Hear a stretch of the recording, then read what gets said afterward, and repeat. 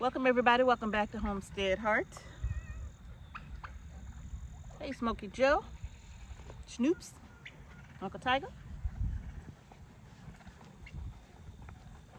Grizzly, hi. Welcome everybody, welcome back to Homestead Heart. And I'm sitting outside today for a brief moment. I'm still doing some work out here on the farm. Hey Uncle Tiger. And I decided I would stop and turn the camera on since I was in the middle of a thought. All right.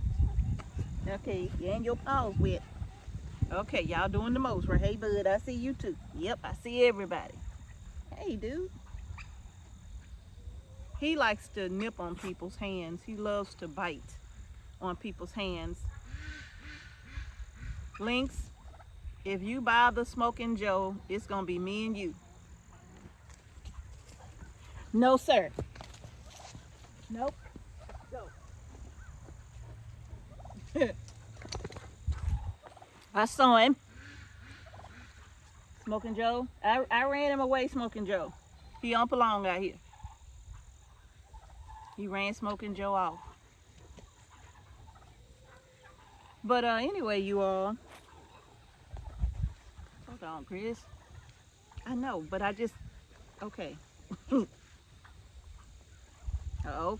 Okay, and you stepping on my stuff too. Okay, hey bud. See, I'm all the way out here because I thought I would like be away from all of them, but now that they see me, here they all come, little wits. So, anyway, I was out here, you all, and I was thinking about community and why community. A good community, that good community vibe and feeling, you know, it's so hard to find. It's so hard now, primarily because we don't have a lot of trust, right? It's so difficult to trust nowadays. And actually, it's understandable. Ugh. It's even understandable why. Because not everybody has the best of intentions. It seems as though good values have diminished greatly. You know, I was thinking about when I was growing up, what that was like, having community, you know. I remember, hey bud, I remember my grandma and grandpa lived in one area. We lived in another. My other grandma, my paternal grandmother, lived in another area. My big mama lived in another area, right? Maria in another area. But do you know, no matter where I was, whose house I was at, it didn't matter because I knew just about everybody in our neighborhood. And my family knew the families of just about everybody in those neighborhoods. When you hear it takes a village to raise a child,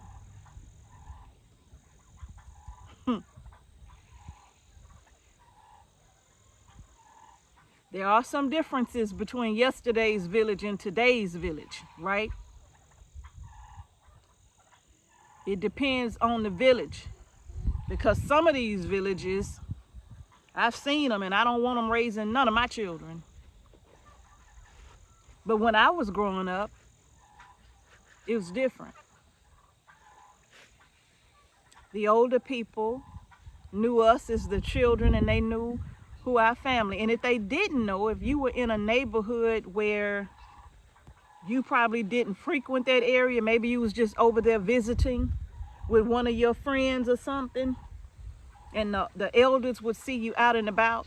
And one of the first things they would say is, what's your name? Who your people? And you would tell them, I'm related to so-and-so and so. You talking about they live up there on some? Yes, ma'am. Oh, I know your people. Right? Community. So it was difficult to go anywhere without people knowing who you were or who your people was. And if they saw you doing anything, they would holler out the door. I'm gonna call Miss so-and-so and tell her I saw you over here. Does she know you over here? Right? I'm talking about blocks and blocks and blocks away from home. You know, when you have friends that live all over, we would walk to one another's houses, you know. And of course, we would be like, you know, of course you're gonna ask mama if you could go. You just ain't gonna disappear, right? So that's a whole nother problem. But anyway, I wonder if I should turn around because of the angle of that sun. Let's see. Woo. That's a little better, but not too much. Y'all loud today. But anyway, you all, I don't know what's going on with this camera, y'all. Hold up. Okay. But anyway, that's what it was like with family. That village. I remember being a little girl, the old lady across the street, I don't know how old she was, but to me, being a little girl, I thought she was about 100. I don't know. I'm sure my mama would say she was not that old. She was not that old, Rita. But Miss Leola, what's her name? I used to watch Miss Leola. She used to take care of other elderly people. She was an elderly person, but she would take care of other elderly people in her home. And she lived literally across the street from my grandpa and my Medea, right? Lived right across the street from them. And she would call me over there. And I would go in and she would give me cookies and piece of cake and pie. And that was fine with my mama because everybody knew Miss Leola. She knew everybody too. You know, it was something about community. We trusted one another. We knew where we could go and where we couldn't go. We knew who we could talk to and we knew who we could not talk to. And my mama made that clear, and so did my grandparents. They made it clear. Great grandparents too. They made it clear. Right? My Medea was my grandmother. Big Mama was my great grandmother. Right? But they all made it clear who you could and could not visit with. They may not have always told you why, but they had good reason. And we just did what they said. And I guess I miss that. I miss that community of knowing my neighbors, and they know us.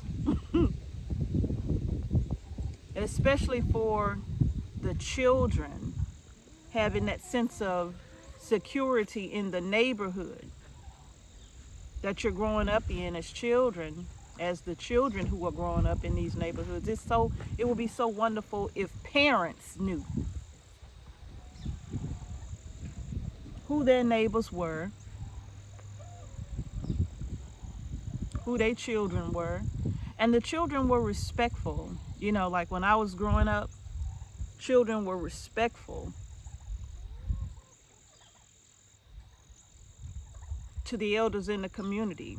You know, I don't think I ever grew up seeing another child talk back to or disrespect any of the elders in our community, because, you know, that wouldn't go well. And at that time, the elders in the community were well able to put something on your backside. And mom and daddy and nobody else would be upset. In fact, they would call your parents and tell them they did it. And then the fact that they had to call your parents then was embarrassed, right? So now they gonna put some on your backside too.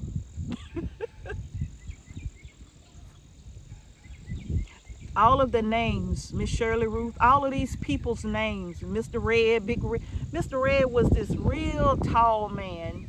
He was so nice. He was such a nice person. And my big mama and them just adored him. Just adored him. And he drove this old truck. And I remember one day I was walking down one of the streets coming to Big Mama house. And I was with one of my friends, and we was having such a good time. And that truck came behind us, and we stopped, and we looked, and it was Mr. Red, and he say, "It's too late for you to be walking down the street. Does your grandmother know you down here?" I'm like, "No, sir. It's time for you to head home." So we had to turn around and walk back, because it was getting, well, I don't know if it was getting late or not. It was still daylight. You know, you had to be in the house when the street lights came on, so it was still daylight. But he said it was getting too late for us to be walking down that street and to get on back down the street there and get home. And that's exactly what I had to do. It wasn't no, "You ain't my daddy. Who he think he is? He don't tell nobody what to do." Now, it was none of that growing up. You better do what they tell you to do, as long as what they telling you to do is right, you know. But you better do what they tell you to do, or you're going to find yourself in a world of trouble. And Lord, my grandfather did not play that. I did not charge this battery. But my grandfather didn't play that. Mm-mm. Mm-mm. Mm-mm. Ooh, Nope. Yeah. He was the kind of person, he gonna tell you one time, and that's about it. That's it. It wasn't gonna be no 2 and 3 conversations, and it wasn't gonna be no debating and all of that. None of that. Mm-mm. No sir, no ma'am. But that community though. Come on now. That community though. And I remember then when I became a young adult and I had children, and the neighborhood the community that we lived in, I knew the parents and the children and the parents of the children. I knew them, right? So it kind of was like that for a while when I was raising my children up when they were really small. And I would see the neighborhood children, and I would be fussing at them like they were my children if they were doing something that they shouldn't do. And then when they parents would find out that I had to go and fuss at them, they like, "Did Miss So-and-so have to tell you more than once?" See, all of that kind of stuff. Raising up the children in the village. But as they got older and older and became older teenagers, at some point, community started to fade. Because then we had others who were coming up, and they were becoming young adults and becoming parents. And they didn't want you telling their children right from wrong. And now that generation is, you know, of course, they're adults and their children are young adults, and it has just continued with, "You don't say nothing to my child." I remember in school, the principal, Mr. Godfrey. I remember in school, the principal would put something on your backside for acting up at school. And that was perfectly fine. The difference, I believe, too, with that was love, because I believe that our parents knew that our principals and our teachers actually loved us. I mean, they actually loved us. And so that was safe. That was safe. They actually cared about us as children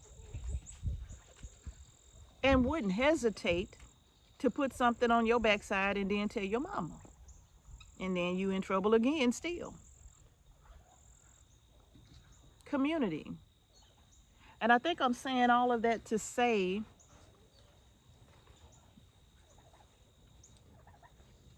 our communities have been torn down on purpose.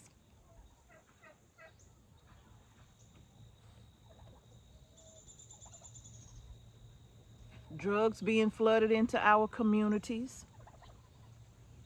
morals and values have gone to heck.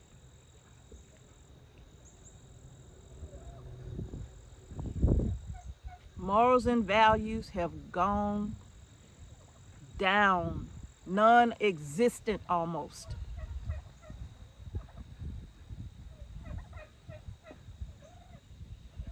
Self-respect,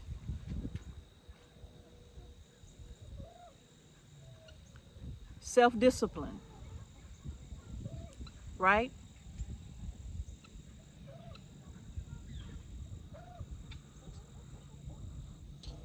It's no wonder we don't trust each other, because the values are non-existent almost. That's what makes a person say, I don't want this village raising my children. I don't want no help from this village raising my children, because see, my morals and values say, train up a child in the way that he or she should go, so that when they are older, they won't depart from it. See, those are my values. But that's not the values today.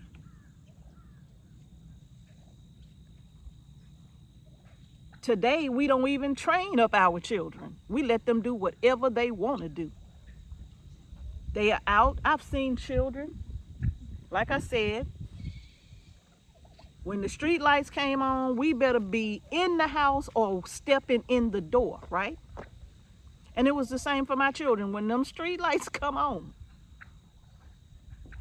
don't let me have to call for you. If I have to come to that door and call your name, you ain't got to worry about them street lights. You ain't got to worry about them street lights. So, I've seen children out. I remember when I went home to visit, I was looking at little children outside. It was 10 o'clock at night. They could have been 9, 10, 11 years old, maybe. And I remember saying, what y'all doing out here? My mama said we could stay out here a little while longer. I said, go in the house. Who are these children? I don't know. Who were their parents? I don't know. But there were other people outside that I wouldn't want my little children to be outside around that time of night. So I said, go in the house. Tell your mama Miss So-and-so sent you in the house. And I went on by my business. It's too late for y'all to be out here. Till I said it. Because it takes a village. See? Some parents would look at that as, you overstepping. No, I'm not overstepping. I see the people that they around. And these characters don't look too good.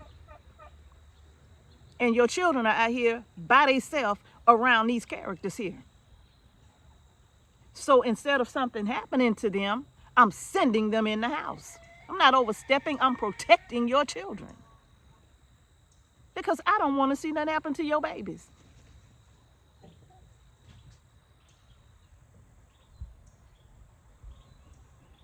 But see, that wouldn't have been a discussion when I was growing up. It just would have been, what you even doing outside at 10 o'clock at night? That wouldn't even had to happen. Nope. That wouldn't have even been a conversation. Oh boy, that wouldn't have been a conversation.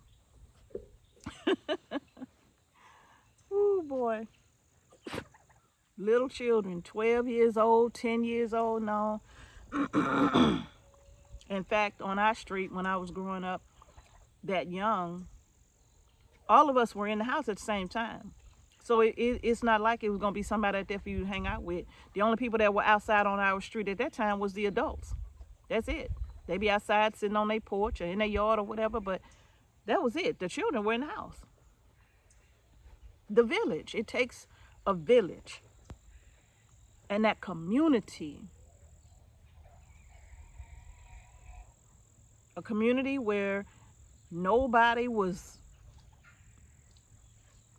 you know, it's very difficult to explain.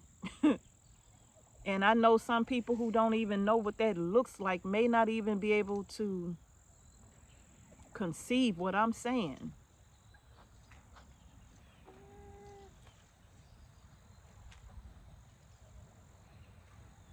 The community that I grew up in was one of the largest black communities in the United States at that time. One of them.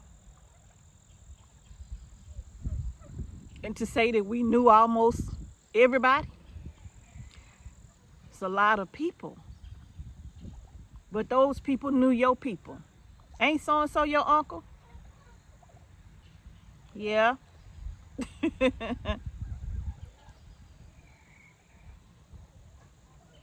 Community. But there was trust in that community. There was trust then. I could walk down the street to this old store, me and my friends. I was telling Mr. H, it was different stores in different areas. And I was telling Mr. H, I said, you know, when I was little, I used to go to this place called Sister Margaret's, right? And she ran a center, or a pantry rather, where she would feed homeless people, just hungry people in general. And me and my friend, the one who was murdered by a drunk driver when we were 17 years of age, she and I, when we were younger, we would go and we would volunteer. And we would help serve food at Sister Margaret's. We were young too. I want to say we were about 12. We would go over there. We was 12 years old. And we would go over there and volunteer. And there was this place called Session and Session. And it was owned by, I think he was a principal and she was a school teacher, his wife. But boy, it was a filthy place. It was disgusting. And some of the worst characters would be at that place. And I remember when we would walk through, we would have to walk through there, but we were never afraid. Because the men that used to be at this little old gas station, it wasn't a gas station anymore, but they would just hang out there. And when we would come through there, hey little wit, we would come through there, they always looked out for us. It was really strange. They always looked out for us. And if any of those shady characters ever said anything to us, they would get up off their stoops, you know, because they would just be, hey, child, you and them claws, go on play. if they said anything to us, they would come up off those stoops.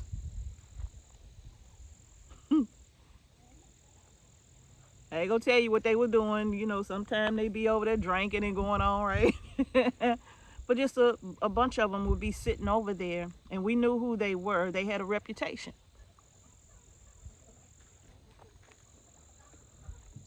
They had a reputation for being that group that nobody bothered, right? But when the children and we would walk through, and anybody that was over there would say anything to us, they would come up off of those stoops and real quick. And they would holler over there, hey, move out the way, and don't say nothing to them. They didn't allow that, you know. And we would go on to Sister Margaret's, and we would volunteer. And we would help serve the plates and stuff. It was a communal style with long tables everywhere. And we would help serve food at Sister Margaret's. And we did that for a few years, actually. Every day we would walk over there, almost every day, except in the winter. Community, right? In today's time, what does that even look like? What does that even look like? Where the men in the community protected the children and the women. What does that look like today?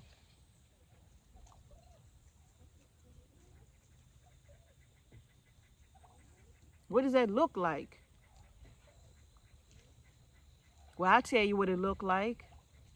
Today, when we see things happening,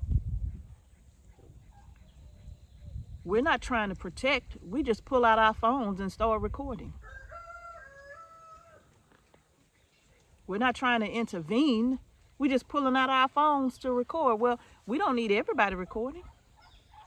Maybe in certain situations, it's good to have one camera going, but you don't need everybody recording.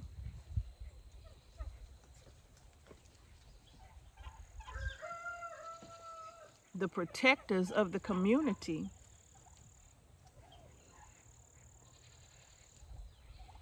you don't see that like you probably used to see it.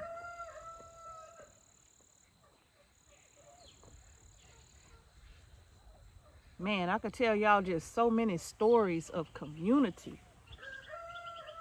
Even when I was a teenager, I could tell y'all so many stories of community and how community would, how it looked then.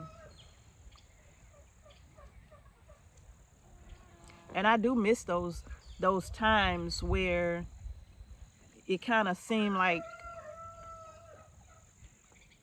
the feeling was family. The feeling was family, right? I could go over to my cousin's house. They lived in that same large, community. But I could go over to their house, and no matter where we were, it was going to always be somebody that knew you and knew your people.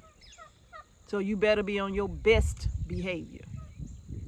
And then you go to school. The teachers went to school with your parents.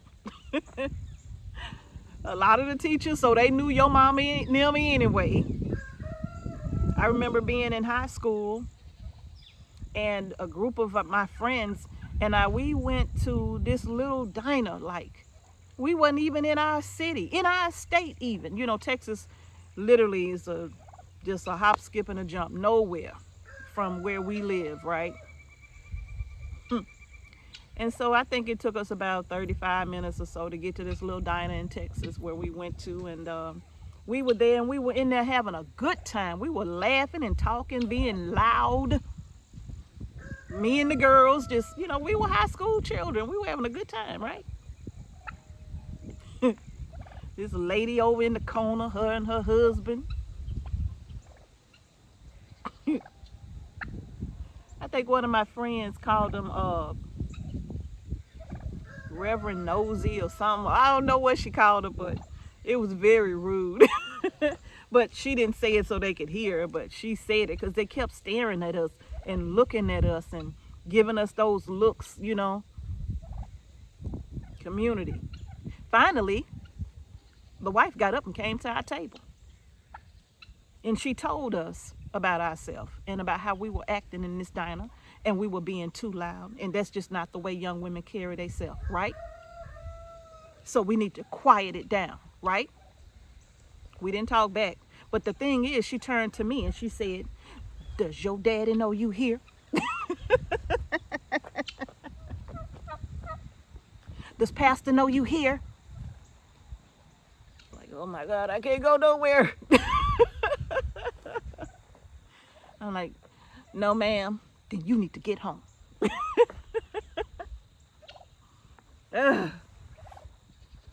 Yeah.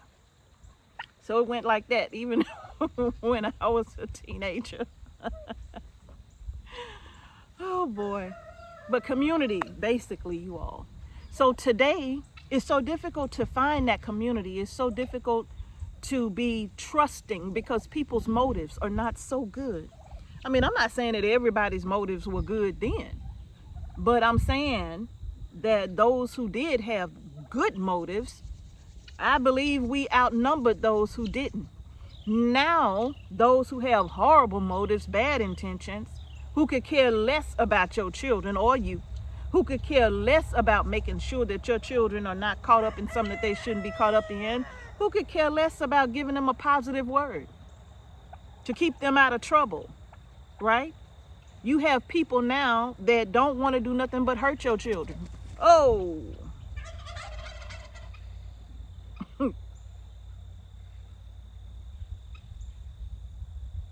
Yeah.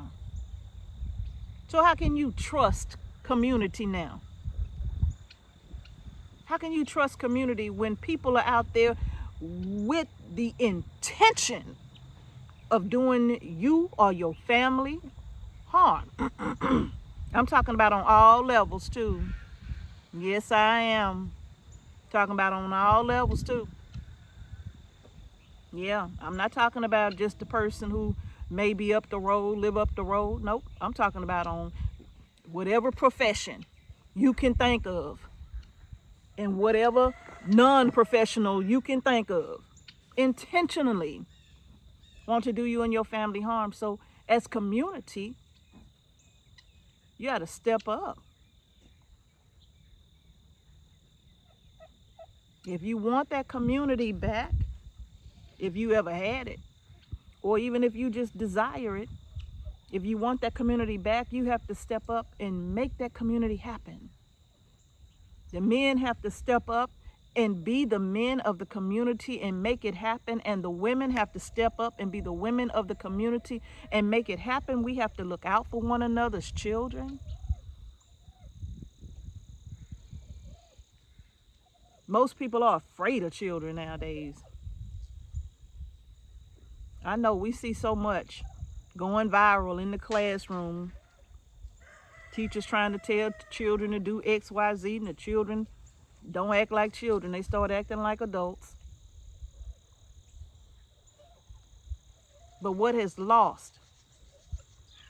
I remember when they took prayer out of the classroom. Remember when you used to go to school and every morning you had to say prayer before you got started?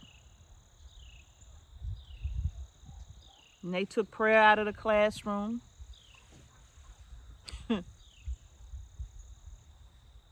What y'all doing in my garden?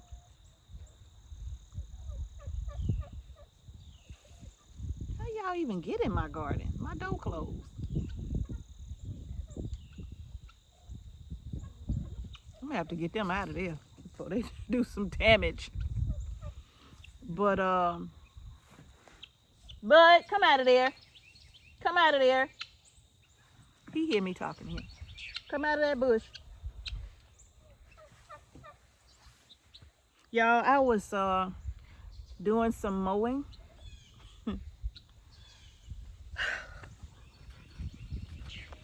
And I was getting ready to plant some more seeds, right? and I was doing some mowing, and I went under this tree. And when I went under the tree and I was coming out from under the tree, there was a spider hanging from my hat, right down in my face. He had to be this big. I'm serious. He had to be this big. A big old spider was hanging from my hat. And y'all, I was on the mower and I lost it. I lost it. That big giant spider. Then it was like he was swinging, like he was trying to get on. Oh my goodness. If anybody know about my experiences with spiders, my goodness, they have not been good. So when a spider is that close to me, yeah, I lose it. So I'm fighting this. I'm fighting, and I stood up. I stopped the mower, and I'm standing up on the mower, and I'm fighting and all of that, y'all.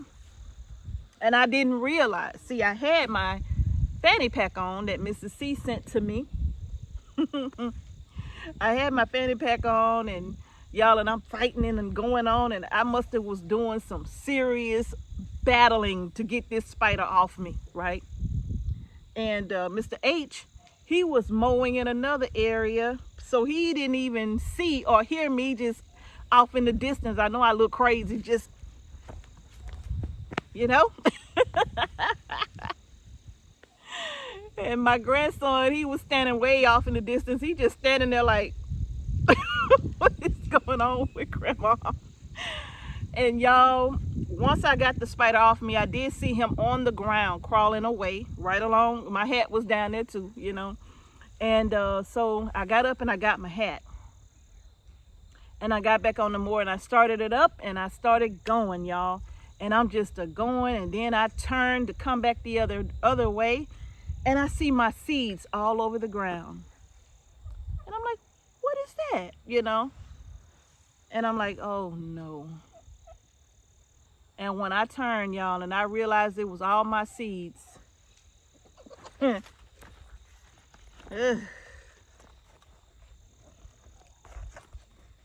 little fanny pack was there too.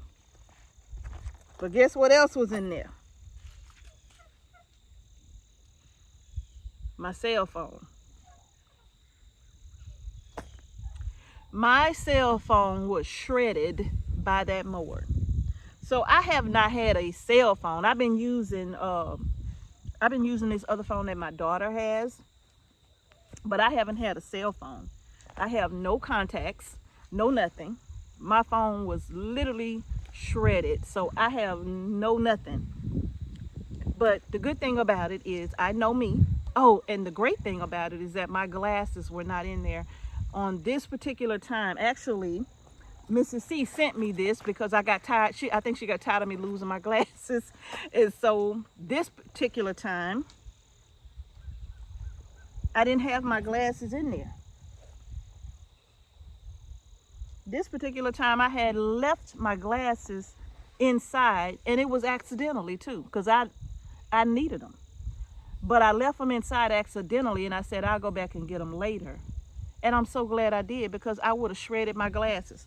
But thank God my cell phone has a warranty on it, so I just got to send it back. And once they realize just how bad it is, they'll send me another one. I got a replacement on it, so they'll send me another one. So, but I guess I just hadn't been in like a major hurry. Y'all, this pigeon is still here. She don't want to leave. I feel bad for her now because she kind of probably been here too long. And I think somebody said if the pigeons stay around too long,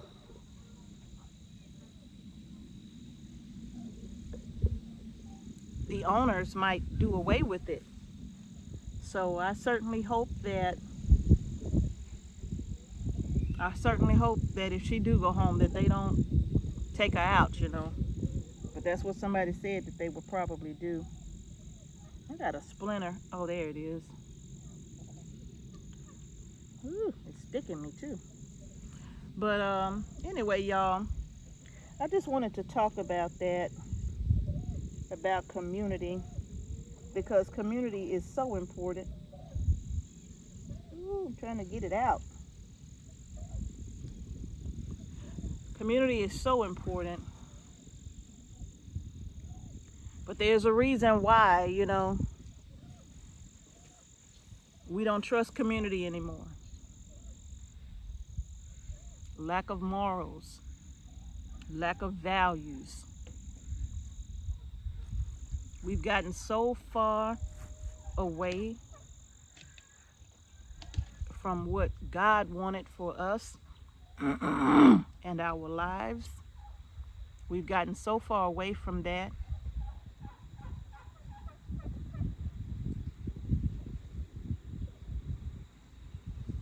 And it's very, very, very disheartening, you know.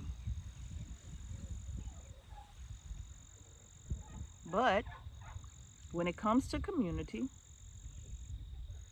I guess that's something we would have to build, you know, rebuild, because it was destroyed. Now, granted, there may be some community somewhere, I don't know where, that may be still like that, but no.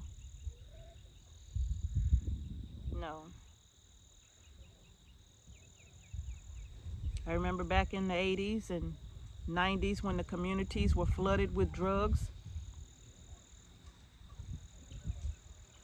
It was all downhill from there.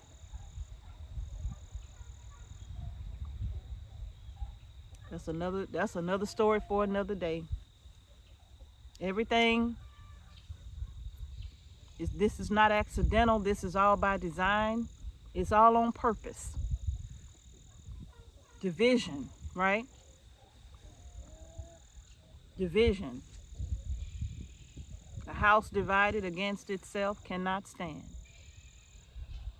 Division. It's easy to divide and conquer. It's easy to divide and conquer your children. It's easy to divide and then conquer your women, conquer your men. Division. But when there is unity, that's not so easy. When there's unity, that is not so easy.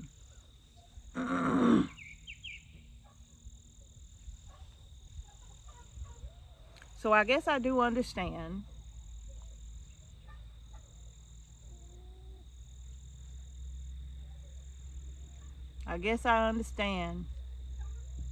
you know, that desire for that community that most of us are wanting. We're desiring that so much. It would be great if you could just walk out your front door and 2 houses down, you waving at Miss Maybelline. Maybe you walking down the street and you see Mr. and Mrs. Johnson. You know who they are. My grandmother, when she would cook dinner, me and my uncle would literally be walking up and down the street, taking plates to people. Take this to Mr. Lewis. Take this to Miss Johnson. Take this to Miss So-and-so. Take this to Mr. So-and-so. Take this to Mr. and Miss So-and-so. I'm telling you. And then at some point in the week, we'll see them. Come get your grandmother plate. Take your grandmother plate. Tell her I said thank you again. That was my grandmother. She would feed people up and down the street. And you too, if you was hungry.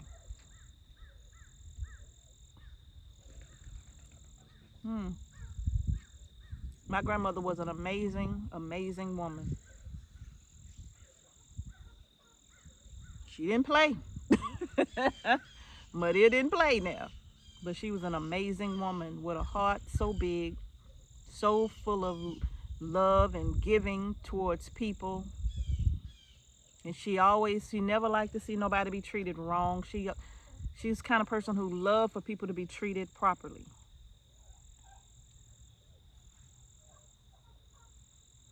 She was a beautiful person. Mama dear.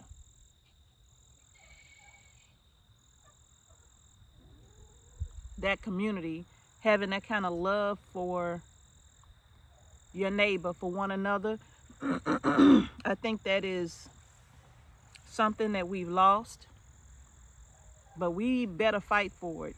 We better fight to get it back. Because I do believe that there is a time coming where we are really, really going to have to pull on one another, not to take from, but just to get back that community where we look out for one another, right? I think that time is fast, fast, fast approaching. And I hope we can get back to that community and rebuild villages where the villages are trustworthy. The villages are moral.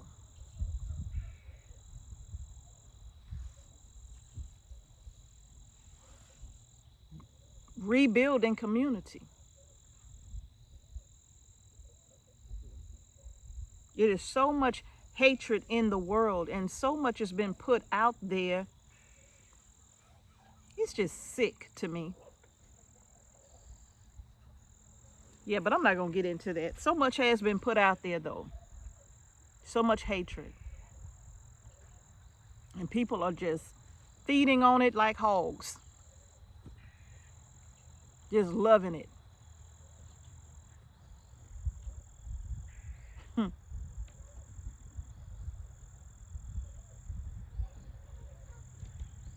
You know, swine will root up everything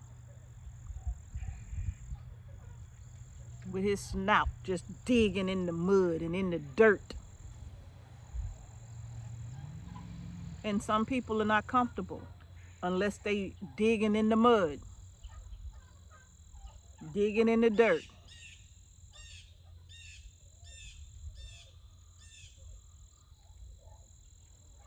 So y'all, I just wanted to talk to you all real quick about community, the value of community, what that could truly mean for you and your family, to have a really strong community, to be trustworthy in that community.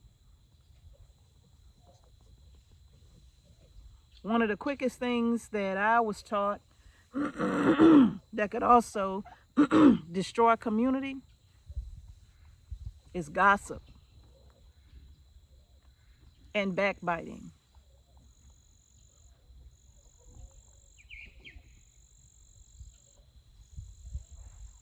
I don't like that. I don't like for anybody to call me and say, "Child, did you hear?" Don't call me with that. I'm not that person. I don't want to hear all of that. I got too much to do. I'm not finna listen to no gossip, no slander. Don't bring that to me. No. So I don't get calls like that anyway. No, I don't get calls like that because I don't want to hear it. I don't want to hear that. If you can talk to me about it, you can talk to the person you got the problem with. Don't call me with that. Call them. And maybe y'all can work it out. But don't call me. Because that's a quick way to tear things down, tear it apart.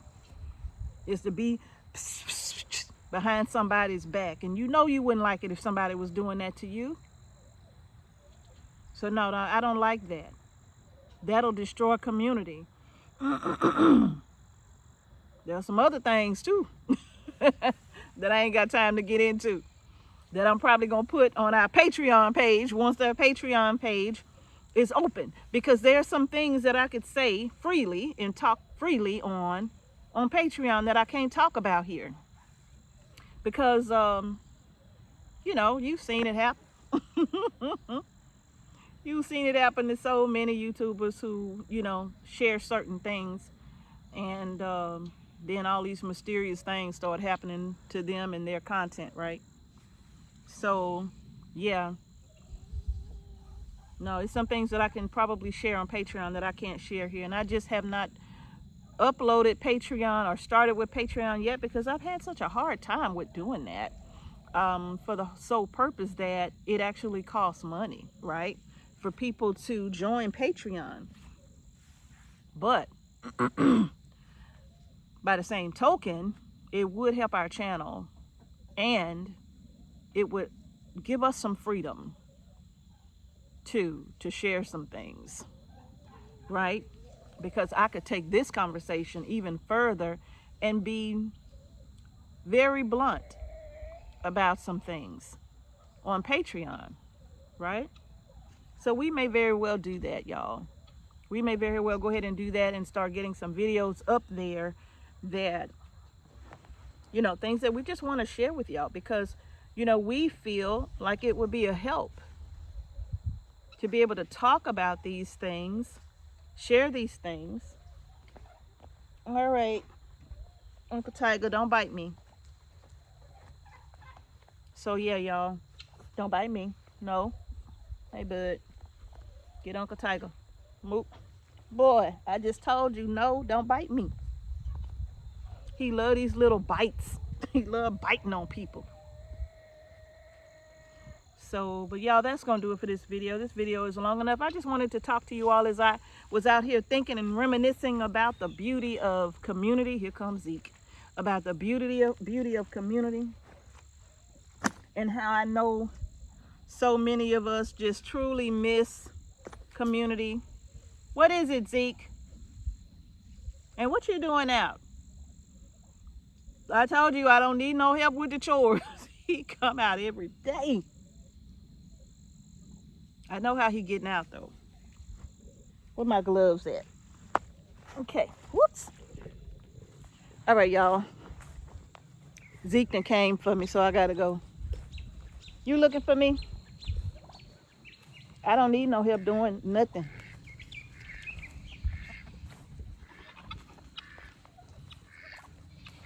I don't need your help.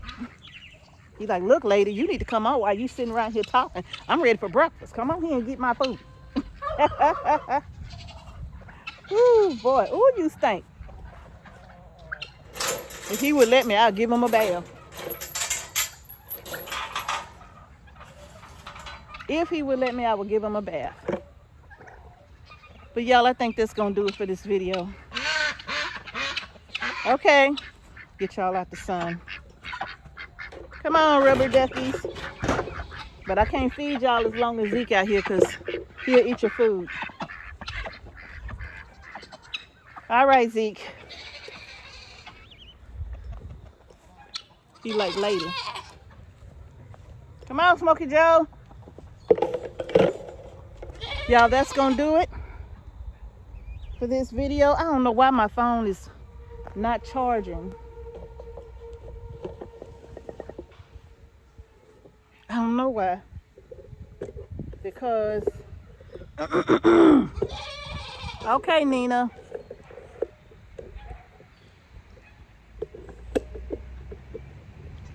That's my neighbor making his way home. And they are good neighbors. They are good neighbors. They're kind people. And we like them. And our neighbors are few and far in between. But the ones that we know, we like them. We have a neighbor, he's about 5 miles away from us, but very nice guy. Very kind and friendly towards us and others too. You know? It's so important to have this community. Zeke, move your horns out the way. See him? He doing too much. Where he at now? There you go. He trying to get to her. No, sir, you will not. Boy, get out the way. All right, y'all. That's going to do it for this video. I'm going to go ahead and get my goats fed. If you haven't done so already, please give our video a thumbs up. Don't forget to subscribe to our channel and hit that notification bell so you don't miss any videos we upload to our channel. And thank y'all again for watching Homestead Heart. Don't you hit that camera, Zeke. Peace and blessings to each and every one of you, and I'm going to see y'all in the next video. Zeke, no! He played too much. I'm going to see y'all in the next video. come on, let me by. Hey, come on, Uncle Tiger. Well, you gotta let me. Who did my door like this? Y'all just tearing up my office space.